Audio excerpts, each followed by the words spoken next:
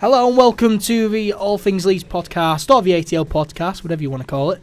It's episode 6. Thank you all for listening and tuning in. We very much appreciate it. Hope you're all doing fantastically well. If you haven't heard me before, I am Ed, founder and creator of All Things Leeds. And as always, I am joined by the main man, Charles Foster. How are you, Charles? I'm doing great, Ed. How are you? Yeah, I'm not bad. Good week? Yeah, always. Yeah, good. Well, in this episode of the podcast, we will be looking back at Leeds' 2-1 win away at Rotherham United last Saturday. We'll also be discussing the Leeds United under-23s as they beat Sheffield United 1-0 at Thorpe Arch on Monday. Izzy Brown getting on the score sheet yet again there, so that keeps them at top of the league as well. Leeds United have also made their second signing of the January transfer window, but it's not Dan James from Swansea. We'll be going over all that and the rest of the transfer rumours later in the podcast. And then to finish off, we'll be previewing the massive game on Saturday. Norwich City at home, first Thursday, second. We'll go over everything you need to know heading into that one. And we're also joined by a special guest as well. I know will be revealed after the intro. All that is coming up.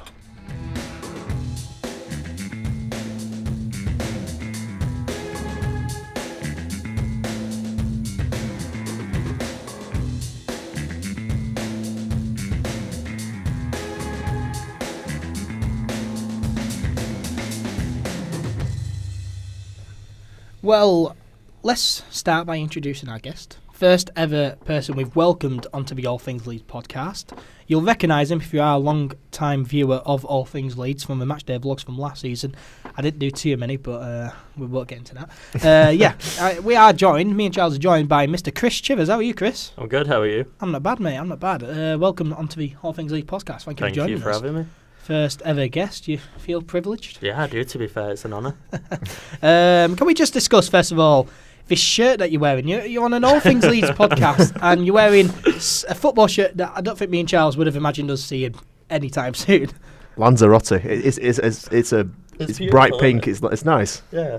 And it is bright pink, salmon pink. Good badge though. I read the badge. I read the badge as well. To be fair, they made the kit themselves. They don't have any sponsors or anything like that, so it's not Nike or anyone. It's their own. No, it's not a bad kit. Why do you have that kit as well? I went to see a pre-season friendly game, so I thought, why not buy a kit whilst I'm there? It was only something like €20, so why not? Fair enough. What game was it?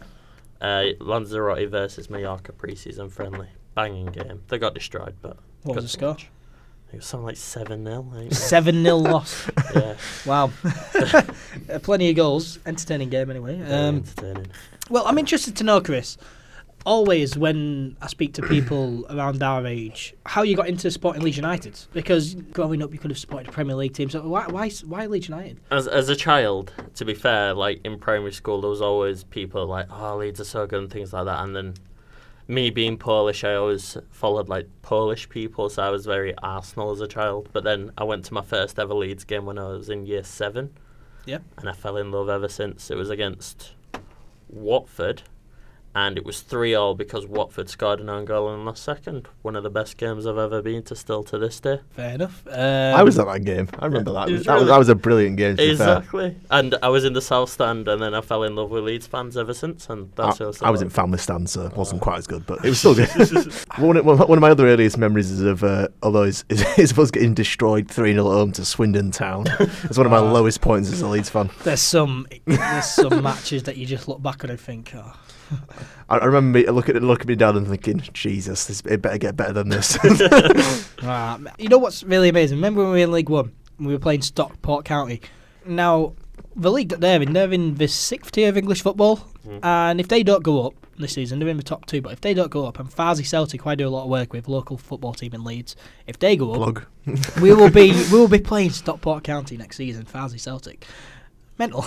Yeah, that's crazy. Because I used to see him play at Elland Road in League One. Now I'll be seeing him playing in the 6th tier of English football at Fossil Nest. If you look at it, it just shows how far Farsley have risen, doesn't it? Yeah. How well they've done. Yeah, How bad Swindon have done. Stockport, sorry. I'm tired. Long day. Yeah, and early morning as well, and it's absolutely freezing outside. It's so cold.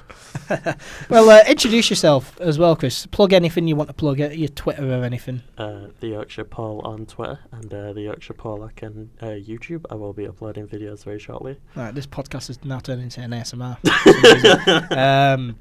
All right, well, let's move on. So us three will be chatting all things Leeds, and starting with the Rotherham game last weekend. Leeds winning 2-1 away at the New York Stadium. I think me and you, Charles, we got the score prediction right on that one. I think we both went 2-1. Nailed it.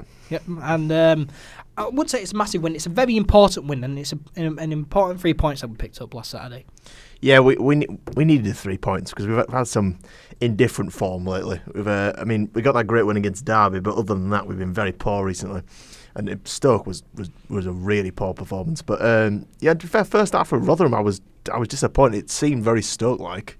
The kind of performance. It was just whipping balls in. We weren't really achieving anything. They were out battling us quite a bit in the centre of the pitch. We weren't getting far enough forward. The defence wasn't really getting to the halfway line. The midfield wasn't really pushing on, and Roof was getting isolated. But we rectified that after half time with a astute tactical change off Bielsa. Yeah, to make a big call and take most people's favourite player at the moment off. Yeah, I think it surprised a few people, him taking Jack Clark off at half-time for Tyler Roberts.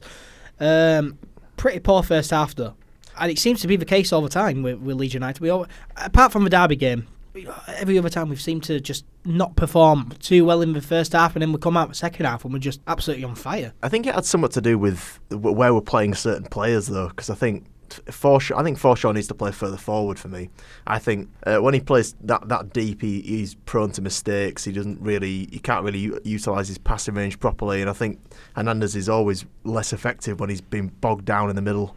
He's a lot more free and creative when he's got more space, and you're always going to get more space on the wings than you are in the number 10 position. Yeah, I think, to be fair, when we was playing against Rotherham, that again, like you said, Forshaw's too deep always. He is more of an attacking midfielder than he is a defending midfielder, but it really does show. It showed in the Stoke game, and it showed in the Rotherham game to begin with. But I mean, eventually, once we made them changes at half time, best team came out and won. Yeah. But it could have been so much different. Yeah, it could have been a lot different. Really slow, really sloppy in the first half. Of course, Rotherham, they do go 1-0 ahead on the 28th minute. Semi Ajayi put them 1-0 ahead. Cracking goal. Yeah, really good goal from Rotherham. Even build-up play as well. Phillips, he gave a ball away first of all, which kind of a mistake on him, and we'll get on to Phillips in a short while. But a really good goal from Rotherham. Really good one-touch football. Cracking finish from about 20-25 yards out. If it wasn't against Leeds, I'd have probably thought I'd been a lot more happy about it. I was fuming because we conceded, but I was like, oh, fair enough, it's just a good goal, isn't it? Surely nothing you can do about that. The Rotherham manager even said at the end in his press conference, he said Bielsa was more than happy to have someone come and look at him because he's never seen that in training either. So what a strike it was. I don't know if Garcia actually got anything on it. I think he might have got. I don't think so. I don't think he did. I think he got fingertips on it. Just wasn't enough. Just went right into the top left corner. It was a great finish. Really good finish. Never looked like scoring an equaliser before half time, which was annoying. I was watching a Rotherham stream and the smug commentators were just winding me up. They were just like, "Oh, yeah, I thought Leeds are top of the league, but they've not had many shots on target, have they? We've really dominated this half." It's just I really want us to beat you now. Yeah, we did watch the stream. Every stream I watch, it seems to be of opposition I watched the Stoke game and there were Stoke City commentators, and they were just to be fair though, the opposition commentators are a lot better than our TV commentators. But yeah, 1-0 to Rotherham at half time. Second half came out, absolutely dominated this half. The first couple of minutes it looked like we've not really changed much here, but after about 5 minutes we kind of put huge amounts of pressure on them, and they never really managed to get out of it. And as the half wore on as well, they got more tired, and their striker wasn't really getting any joy out of Cooper, and it was just getting a bit. They'd lump the ball forward, we'd win it back, we'd press up the pitch, we'd either create a chance or lose the ball. They'd lump it forward, lose the ball. It was just kind of like wave after wave, but and then we got a little bit of slice of luck for our equaliser. Yeah, you said first 5 minutes. Yeah, Rotherham, I think they did get the first chance of the second half, but I don't know what Bielsa said to him at half time. He must say a lot of good stuff at half time to get him pumped up and ready. From what I hear, the Bielsa was actually quite calm at half time. The players were apparently really, really angry that they just hadn't really turned up, obviously with themselves and each other, that they weren't performing. Bielsa was apparently quite calm. He was expecting he was going to make a change. He knew I think he probably had faith that they would pick up the performance, but they were apparently fuming with each other, which I can imagine, because Janssen tweeted after the game, the atmosphere in the dressing room at half-time is exactly what you need to go on and win a game from being 1-0 down. So kind of implies that they've all had a go at each other. Yeah, to be fair, they all did seem really mad at half-time. I don't know if you saw any of the players' reactions, but they were not happy bunnies. Yeah. You kind of feel it. They probably felt the same thing. I think it was a Bolton away game, and I think it was Forshaw afterwards said that they wasted a half. Yeah, he basically just said we came in at half time and we've just wasted the first half. Yeah, which they had done because they were poor in the first half. They weren't that much better in the second half, but Paddy Bamford came up clutch, so it was all right. I'm Pontus on Twitter pretty much saying that, and look at all of Pontus on Twitter. Pontus and MATEUSZ KLICH. The banter is absolutely real. KLICH's the funniest in this squad on Twitter, to be fair. He's hilarious. Maybe the only thing that's been funnier than that was when the whole you remember Calvin Phillips went out with his mum for chocolate cake last season. That was funny too. I wonder if he still has a slice of chocolate cake at the end of each week. He'd probably get glared at by Bielsa if he looked at chocolate cake. Probably. I know Bielsa's really focuses on the weight of the players and fitness of the players, so maybe no chocolate cake. No chocolate cake for Phillips, unfortunately. I feel like Bielsa would be in the background in some of those photos, just sliding in there, taking away the chocolate cake. Have a salad, Calvin. it's for the team. Well, the substitution at half-time was Jack Clarke going off for Tyler Roberts. What do you think? What do you feel of Tyler Roberts' performance? He kind of changed the game for me. He played really well. I like him at number 10. I know people say, oh yeah, he's a number 9. He's quite tricky. He comes up with some great footwork now and again. There was a point in the Stoke game where he basically he Cruyff turned someone on the edge of their box and almost got in with a chance to shoot and score, but he got closed down. But yeah, he just pulled off quite a few skill moves, and he's got more energy about him than Pablo Hernandez, which is understandable because he's like 13 years younger. But he's got a bit more energy, a bit more speed, and he can escape dangerous situations faster than Pablo can, and he can find that pass to. He does it.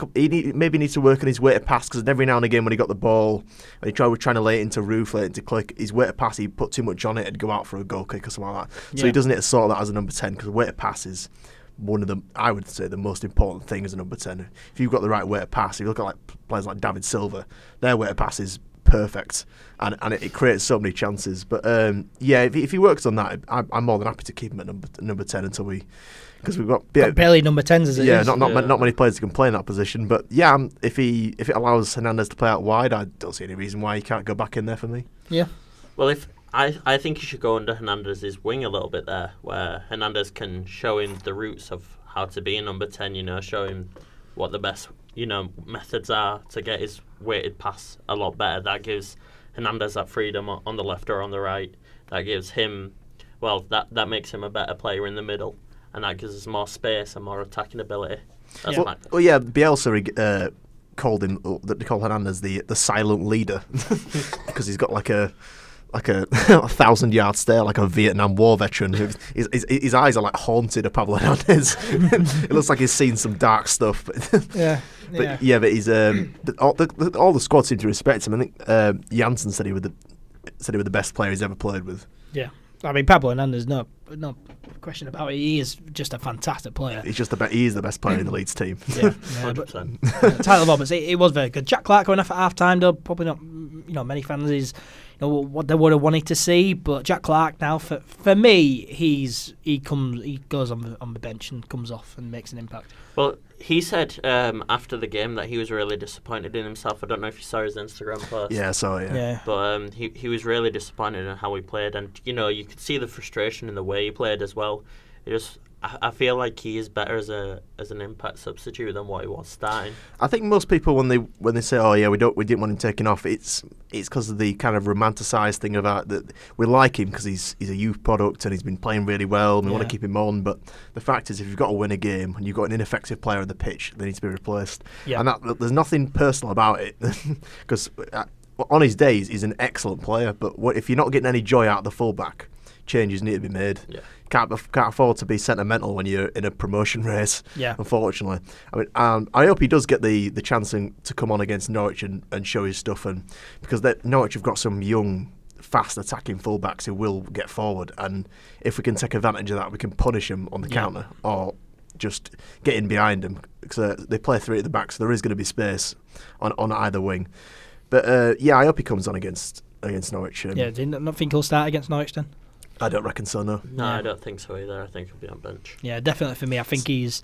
me and you, Charles, we've discussed it loads on this podcast. I think he's just so much better coming off the bench. I mean, you look at the Stoke game the other week, and even this game as well, and you're looking at the bench that we had, and there's no one to come off really apart from Tyler Roberts who could come on and make a big impact. When Jack Clarke is on the bench, he comes off and he makes a big impact. We saw it many times against Aston Villa and the rest of it. So yeah, for me, Jack Clarke much better coming off the bench and making a big impact and changing the game for us. Of course, MATEUSZ KLICH, he equalised early on in the second half as well, 51 minutes. Not the prettiest of goals you'll see. It looked on the stream as though it was a really sloppy on goal, but I think, from footage from the crowd, KLICH definitely got the touch, tapped it under the keeper. The commentators were absolutely fuming that it was handball, because he basically kicks it back and it hits him in the shoulder, on the edge of his shoulder there, and they were screaming about handball. It's just like, that'd be the softest handball of all time. Guys, it was stunning. It was a beautiful goal. It was the scrappiest goal I've ever seen. Yeah. I mean, either way, it was KLICH's goal. He equalised. It's 1-1. Chris, you were buzzing. You were texting me. Look mad. You should have seen me in my house. I was running I had my little dog chasing after me. I honestly didn't care. I was just screaming. It could be 20 yards or 30 yards. KLICH and score a goal. And my mum was like, "What the hell are you doing?" I was like, "Mum, you don't understand. KLICH's just scored." And she's like, "Oh." I was sat at the table. My dad were making. We were starting to make dinner and that, and I had a stream up on my phone, and because Phil Hayes' tweets come in like a minute before, because he's like a minute ahead, the streams was like a minute behind, so I just got this notification through, it was just like, goal, KLICH, I'm just like, Dad, we've scored, come over quick, you'll see it in about 10 seconds. Same here. There were no replays on, which were really annoying. Never is on iFollow. Because I would see Leeds. I turn Twitter alerts off for a reason, because I don't want it spoiled. So I watch it. We score, and I'm like, "Oh, Dad, come and have a look at this." But there's no replay, so I'm having to go back and go back on my stream, and then let him watch it quickly. But 1-0, fantastic. Continue to dominate. Rotherham, they were relying on long shots, long throw-ins, crosses and set pieces. Just one particularly good long shot. Kiko Casilla making a really good save at 1-0. Was it Will Vokes? Yeah, Will Vokes. His effort from about 20 yards out. I thought on the stream it looked like it just gone wide, or it kind of like just given the post. I knew he'd saved it.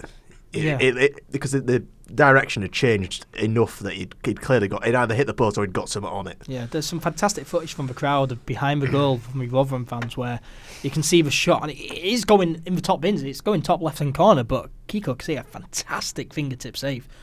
I mean, that's why we bought him, to be fair. He's a Real Madrid. He was a Real Madrid goalkeeper for a reason. Yeah, he has that produce, and that's what Leeds needed. Because I know for a fact, no offense to Bailey Peacock-Farrell, because I absolutely loved him when he made a penalty save, and I've loved him at some points in the season, but he wouldn't have made that save. No. This is his weaker side as well. Yeah, because BPF prefers his left side, so I don't reckon he'd have saved that. Yeah, and Kiko, it's what you expect from getting someone who you getting from Real Madrid. You expect those type of saves, and it was just fantastic. Yeah, well, you get what you pay. I know he's a free transfer technically because we bought him out of his contract, but you do get what you pay for it. He is definitely the highest paid player in the squad, which is very rare to have your goalkeeper be the highest paid player in your squad. It's almost always your centre forward. See, I would say it's close between him and Hernandez. I feel like Hernandez might be. No, Forshaw will be on decent wages from Borough. Roof will be on low wages because we signed him during the Monk season, so he'll be on quite low wages. Coming from Oxford. Bamford will be on high wages. Bamford will probably be the highest paid player in the squad, actually. Yeah, probably. He's apart from Casilla. Most expensive player in the squad, and he's only played about 3 first-team games. Bolton twice, hasn't he? And I don't think he played anything else. Phil Hay posted this the other day, actually. I think it was yesterday where I took a screenshot.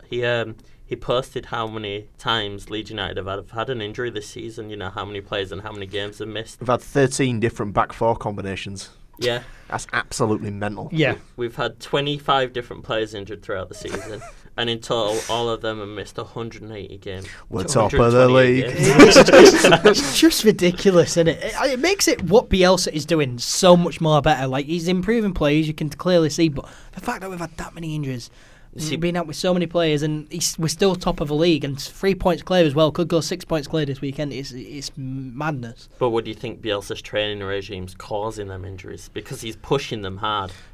Particularly in older players in the squad, because the younger ones seem to be adjusting to it a lot better than the older ones. Like Stuart Dallas that if you saw last night, or might be night before, he's immediately re-injured himself. Yeah, out for 6 more weeks. As soon as that happened, that's when the 25th player came, and now we're 128 matches. So someone just commented, "Oh yeah, I guess we were due an injury."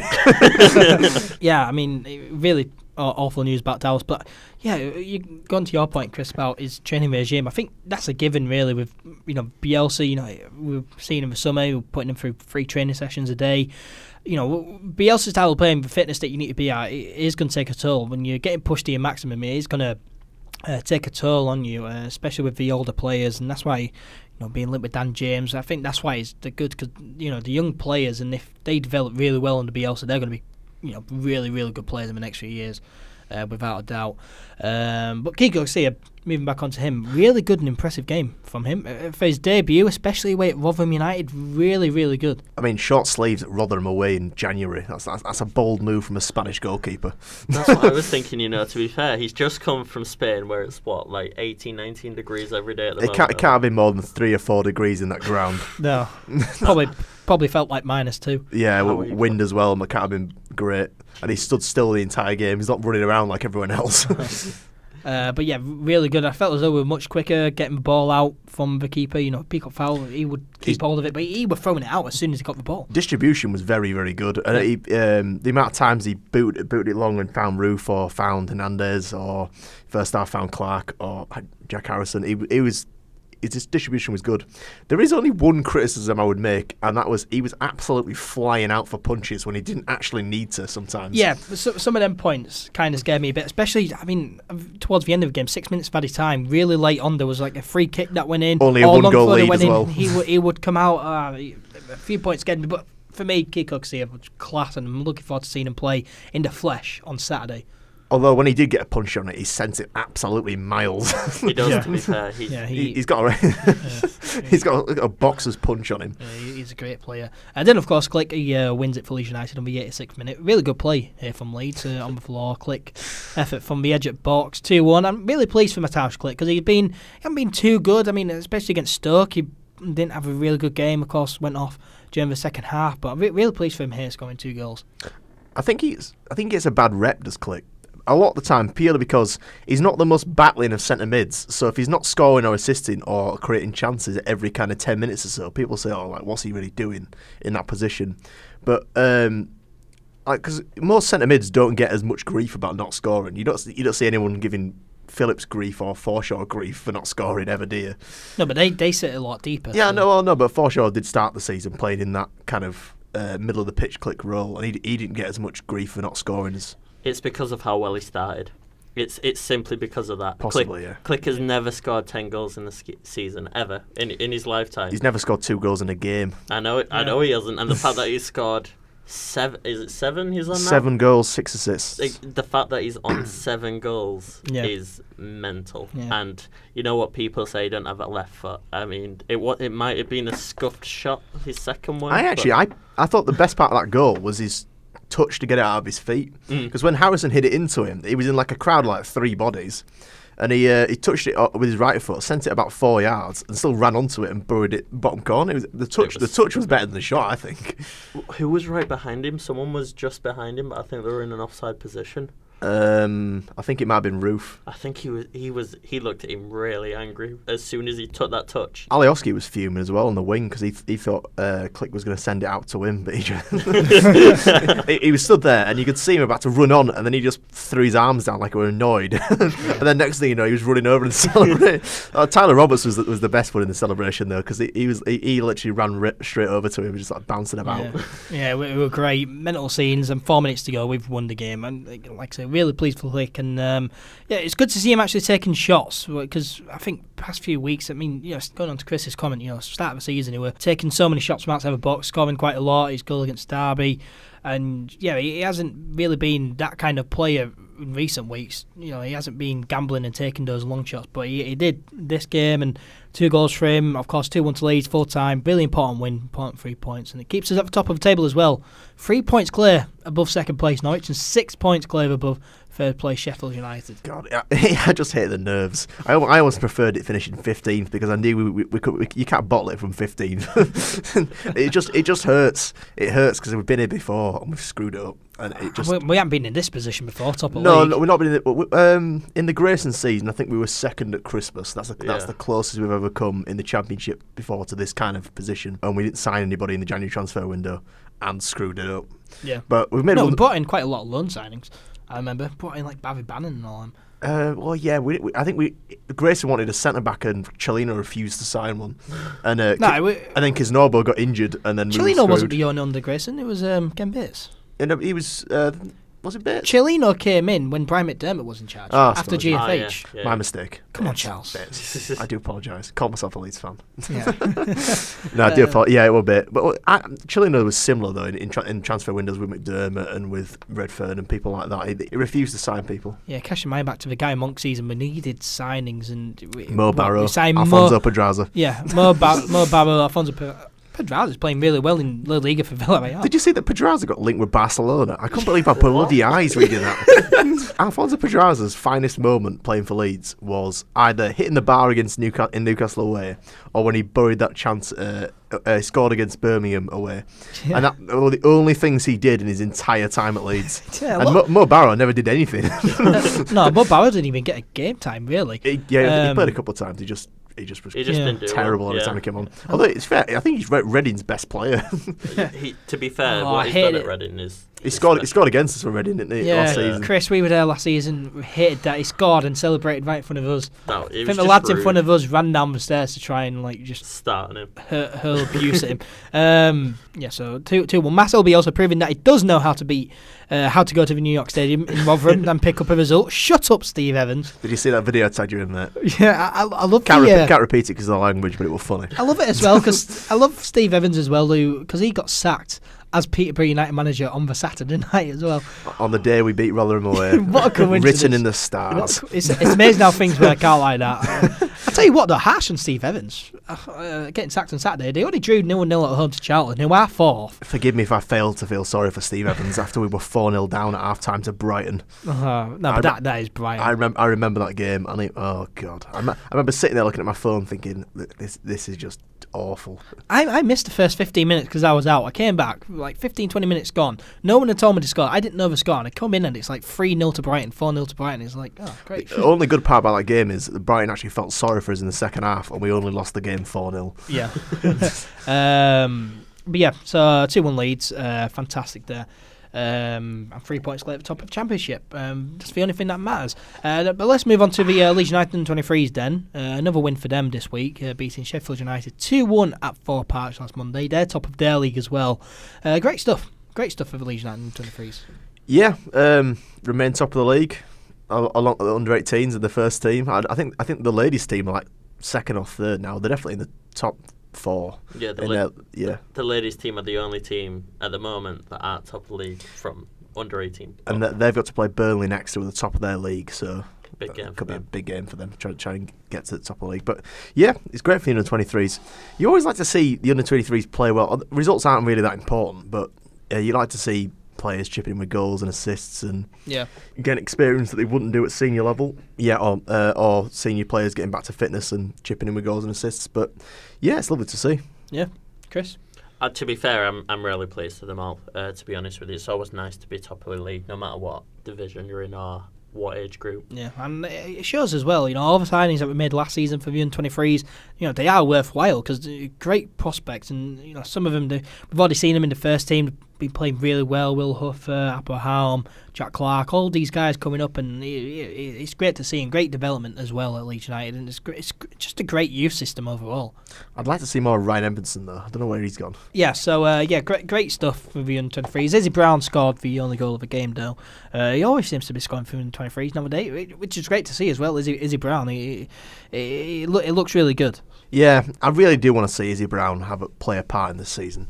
It would disappoint me a lot if we got to the point where it was coming to crunch time and he did something like re-injured himself or just didn't really feature much beyond being on the bench, because I want to see him play and I want to see him, because I do feel for the lad, because I know he's just getting back from injury, but you want to see him play a part in a promotion. I mean, he helped with Huddersfield. He played for Brighton a bit when they were in the Premier League, that's where he got his injury. But you want to see him. It'd be nice for him to get another promotion on his CV, because then if we were to re-sign him in the Premier League, which I don't know if we do or not, or if you wanted to seal another loan, which as a Chelsea youth player, that's your bread and butter, is going out on loan to Championship clubs. It would be a lot more attractive if he could say, "Oh yeah, I helped Huddersfield get promoted, I helped Leeds get promoted. Yeah. I can do a job for you." Yeah.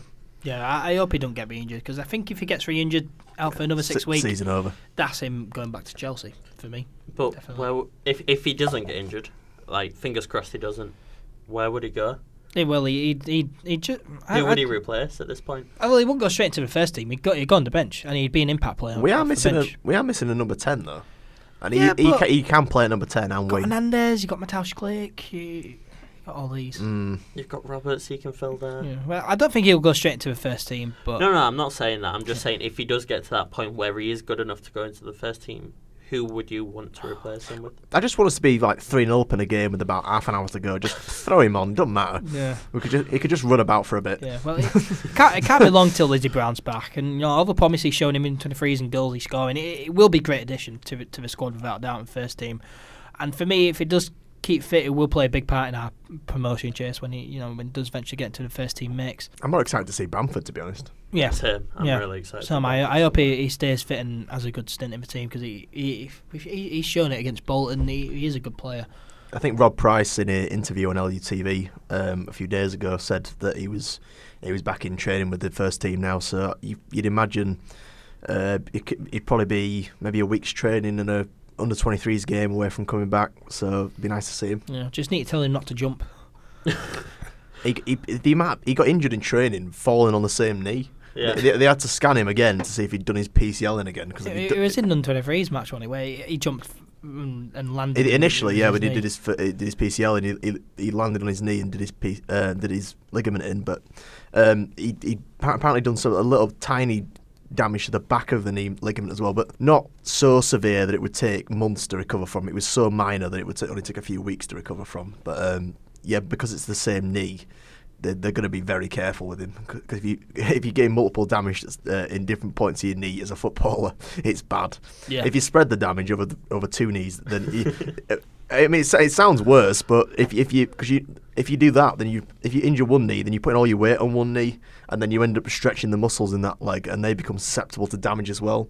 Whereas if they've both been injured recently, then you have to treat both legs equally, don't you? Yeah, and they both recover around the same time, whereas now it's mainly they've just got to make sure he didn't fall over again. Yeah. But congratulations to the N23s anyway on their win, and they will be welcoming a new player to their team as well. As I mentioned in the introduction to the podcast, Leeds have made their second signing of the January transfer window, and that is of 17-year-old Polish attacking midfielder Mateusz Bogusz. Pronunciation challenge.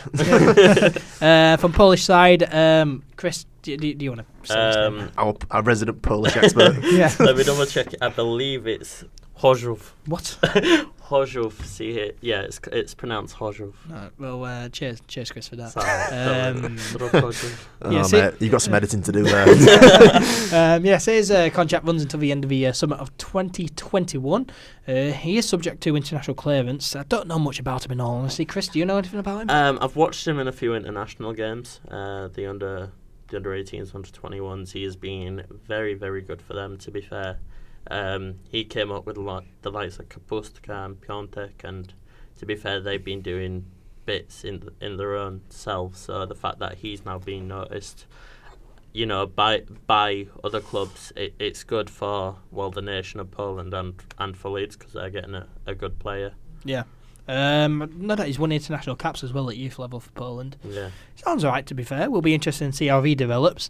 Now, last season I would have hated us signing this player because last season I just hated us signing all these under-23s when the first team needed additions. But I'm not too bothered now. Not too bothered. If we don't sign another first team player, I won't be bothered. I want another player. I want another player. I like the options. It's not as like I want James to like jump immediately into the squad and play every game, but it's nice to be able to look at the bench and not think, we've got to bring on a 14-year-old to change this result. Yeah, with the greatest of respect to the under-23s, because they have been the bedrock of our success this season.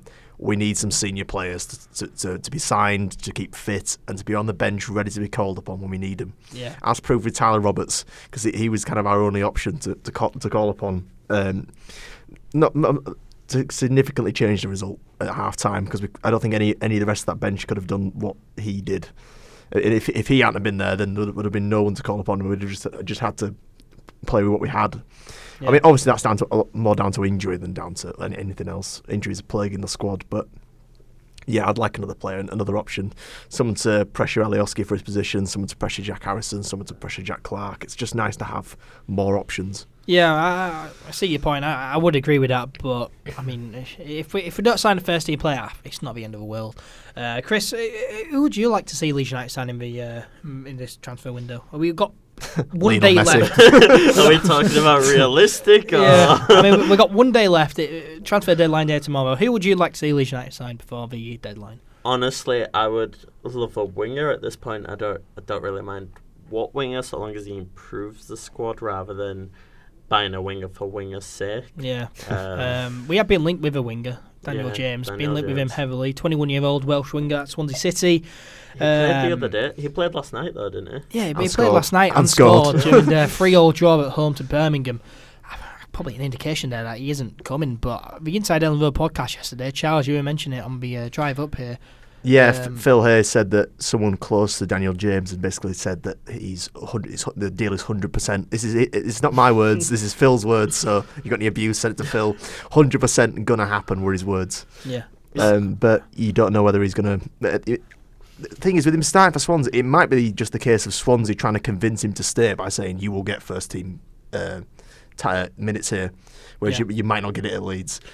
They did the same with Leroy Fer, though. He's on transfer talks at the moment about leaving as well, but he started and he was a captain. So yeah. It's a bit of a weird one from them. Are they playing them to say, listen, this is what you're going to get, or saying, well, if you're going to leave us, we might as well milk as much out of you as possible? I mean, if you're making a player captain who, I don't know if he's their permanent captain or not. I don't know that much about Swansea.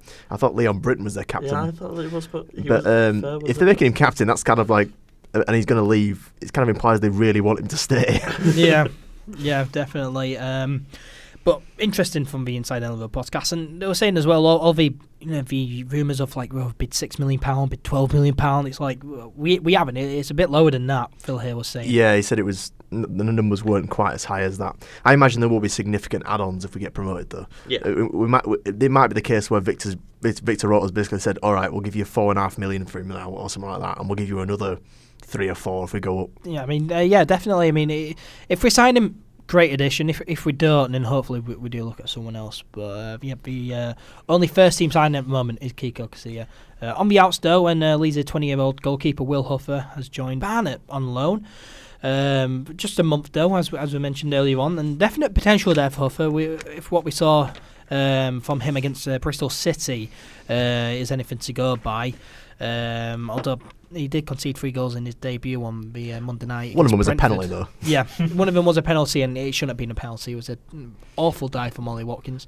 I really don't like Ollie Watkins. I know people say, "Oh yeah, he's a good young talent." Leeds were looking at him. He's a cheat. The man's a cheat. Yeah, he cheated at Elland Road. He cheated against Barnet. He's a cheat. Malpai as well.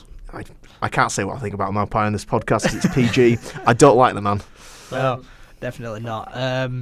There's been another transfer for Leeds, someone leaving on loan. Heidi Sacco has now changed. Heidi Sacco, Did you see the photo of him joining that Turkish club? He looked like he was joining the Avengers. Yeah, they had him in like full like body armour. It was ridiculous.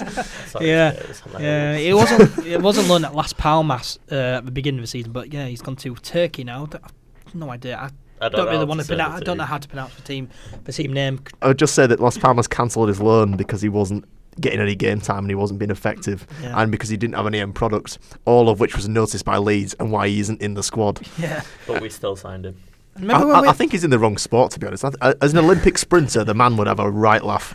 He's definitely got a lot of pace, definitely. I remember when we signed him and his contract, it was like a £50 million release clause for him. A lot of that European release clauses are just insanely high. Purely because they want to put release clauses in, but they don't want anyone to buy their players. So there really needs to be better rules on that. Yeah, but back onto Will Huffer. Of course, debut on Monday night, 3-3 draw. What a debut! What a game to debut in the FA Cup against Brentford. Yeah, but to concede 3 goals are not too good, but Will Huffer definitely got potential down. It'll be good for his development. He made a cracking save when it was 3-3 on about 87 minutes from about like 8 or 9 yards out, like a really good one-hand save. So much so that it was on the Barnet Twitter page. So it must have been a good save, because saves don't usually get tweeted about unless they're decent. Like Phil A only tweets about saves when they're really good. Like Casillas' save against Rotherham got a tweet. They're a League Two side that's earned a replay against a Championship side. So. And from the look of their goals, they actually played really well. And they did. And they didn't actually deserve to lose. Deserve to draw, sorry. But yeah, it'll be a good experience. Hopefully he'll play in the replay and they'll go through, because, you know, Brentford can go away because they cheated at Elland Road. And they cheated against Barnet. Yeah. Imagine having to cheat against Barnet. It's some low stuff. But it'll be good for his development. We'll be interested to see how that goes. But let's now preview the game this Saturday. Massive game for Leeds, this one. Not just the biggest game for Leeds this season. I would argue the biggest game in the Championship this season. Yeah, massive for Norwich. Of course, Norwich City at Elland Road, 5:30 p.m. kick-off. You excited, guys? You excited? I'm buzzing. I'm bricking it, mate. I'm absolutely bricking it. They're a good side. Did you see their goals? Who did they draw? Was it Sheffield? Yeah, Sheffield United was last game. Yeah. Their goals. Have you seen their quality goals? Yeah. Again, they have the same problems that the scoring, but the conceding as well. They're playing the football that we played at the start of the season. A lot of one-touch stuff, a lot of penetrative stuff that we've just, for some reason, stopped playing. Not altogether, but we've stopped doing it as much. But they overload the wings.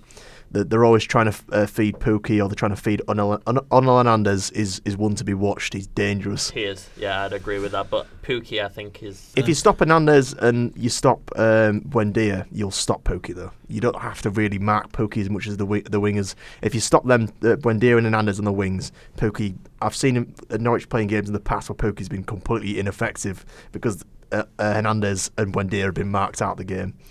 So it's not Pookie. Although Pookie is an excellent player, and he's probably the best free transfer. Definitely the best free transfer. So 17 Championship goals is mental for a free transfer. Yeah.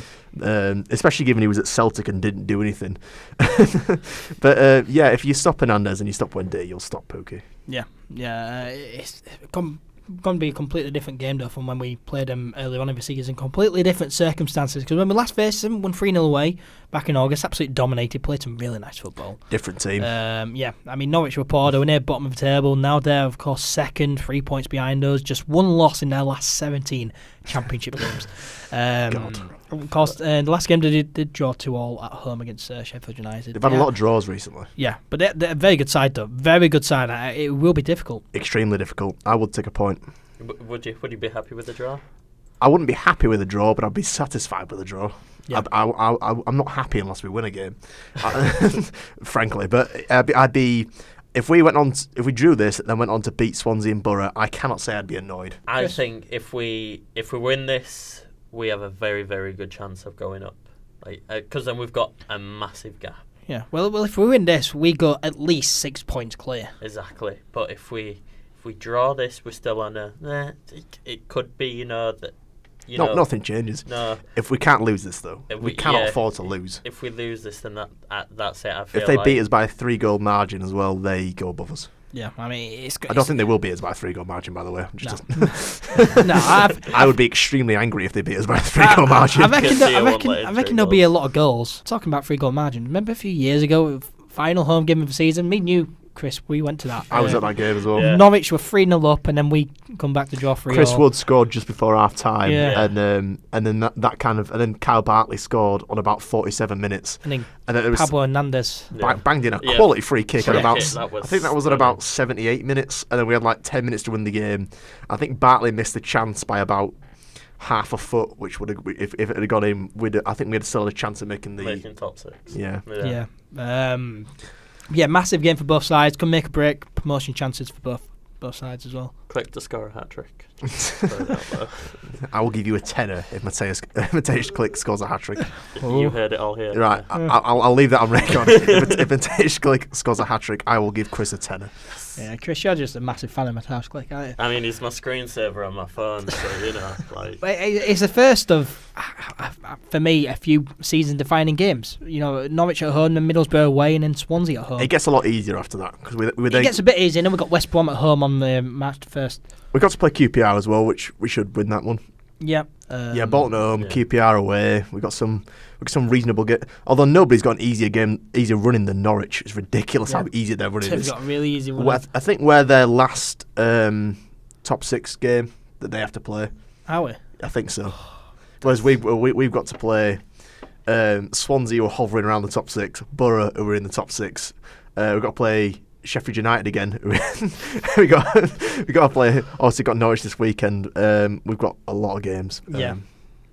But you know, nothing's guaranteed in the Championship. Norwich slipped up against Hull when they were right down the bottom of the table. They've slipped up against teams in the past. We just have to hope that they've been annoyingly consistent of Norwich, whereas we haven't been. We need to sort that out, really. Well, ever since we beat them, they've been annoyingly consistent. They've been really, really good. I think we literally broke them to the point where they just had to rebuild. Yeah, I think they're still saltier for that, though. I feel like they're really going to come out here and try and do us dirty. I love that game. I was down in Derbyshire for my nan's birthday, and I was sat watching it on a stream on my phone with my dad, and I was like, Dad, I think we're 3-0 up here. We're playing some quality football that game, absolutely quality football. Goal of the game had to go Pablo Hernandez though. Yeah. Edge of the box, classic whip around the keeper. Nah, Chris will say Click. Obviously. No, that was a scrappy goal, that one. But it doesn't matter. It was Click. It was MATEUSZ Klich. Come on, Charles. It was a poor save or cruel, and he capitalised. Fair play to the guy, but Hernandez's goal was better. Yeah, definitely. But yeah, I mean, a few season-defining games coming up, and this is why the Rotherham game on Saturday was so important to win, because if we win that, we take momentum, take the confidence from that win into these important games and into this massive game against Norwich. Norwich will be seeing the game from the point of view as it's a must not lose, and I think we're going in with the same attitude. So although everyone's expecting like dynamite 3-3 football, I could actually see it finishing 1-1 or something like that. It probably will be 3-3, knowing Norwich and Leeds as well. I think because our defence is finally, if Douglas is fit, which is a possibility, our defence is finally back fit. So we have Pontus back, that's for sure. Pontus is back from suspension. Yeah, thank God. Calvin Phillips is back from suspension last game. Douglas might be back fit. So if we get a back four in and we defend not like idiots, we should be all right. Yeah. What's the team lineup for you guys? Because of course Pontus Janssen is back from his suspension. Calvin Phillips, he's still there. Yeah, Pontus Janssen goes straight into defence, but midfield for you, I mean, Forshaw and Klich, they both had good games against Rotherham, but you got to drop someone, don't you? Because Calvin Phillips, he has to play, doesn't he? Go ahead, Chris. Goodbye, Forshaw. And unfavoured opinion, Alioski at left back. Oh no! Well, if Douglas is fit, Douglas at left back. Alioski can't go offside if he's left back, though. No, he can't. He plays so far forward when he plays left back. It's unbelievable. My midfield would be defensive midfield, Calvin Phillips. Yep. Middle of the pitch, Forshaw. Cam roll would be MATEUSZ Klich. I'll let you have it. Thanks for letting me have that lineup. Hernandez on the wing. Hernandez on the wing, and I would probably start Jack Harrison. To be fair, he's in good form. He's in good form. Good form. Yeah. Roof up front.